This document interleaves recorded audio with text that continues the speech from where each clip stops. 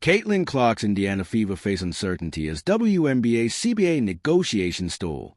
Players and owners race against time to strike a deal that could define the league trajectory. The looming collective bargaining agreement, CBA, deadline in March has transformed what once seemed like a routine labor negotiation into what some players are calling a make-or-break moment for the WNBA.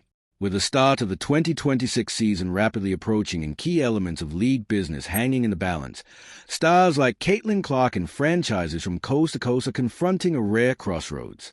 As discussions drag on between the WNBA and the Women's National Basketball Players Association, WNBPA, essential processes such as the expansion draft for new teams, free agency, and finalized training camp rosters remain stalled until a new labor accord is in place.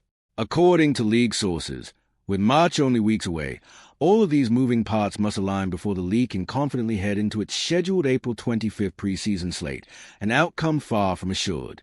The biggest moment in the history of the league, Clark previously said of the negotiation fight, underscoring the stakes not just for pay and perks, but for the very continuity of the sport's upcoming season. Free agency freeze and stalled roster planning. One of the most immediate consequences of a negotiation impasse is how it has frozen nearly all free agency activity.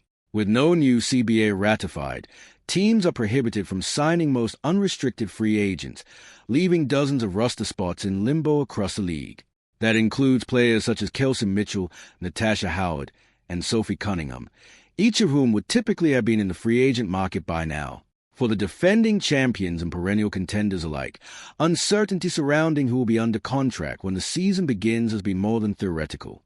Without a framework to enforce new signings, many franchise plans have been delayed or sidelined entirely.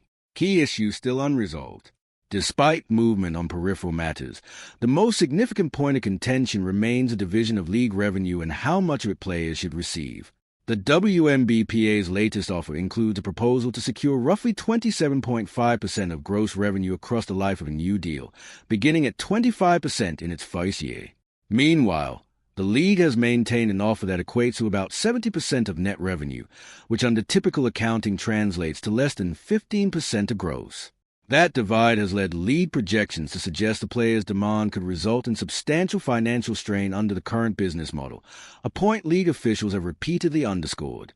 While housing provisions, expanded 401k benefits, and additional developmental roster spots have been inserted into the WNBA's evolving proposal, these advances have not meaningfully narrowed the fundamental financial gulf that separates the union and ownership.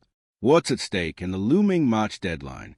If the CBA is not finalized before March, the implications could be extreme. Not only could the official free agent market and expansion draft be delayed, but teams may have to enter the season with incomplete rosters or under temporary conditions that leave players and executives alike in a state of uncertainty. League officials and player leaders have acknowledged the pressure.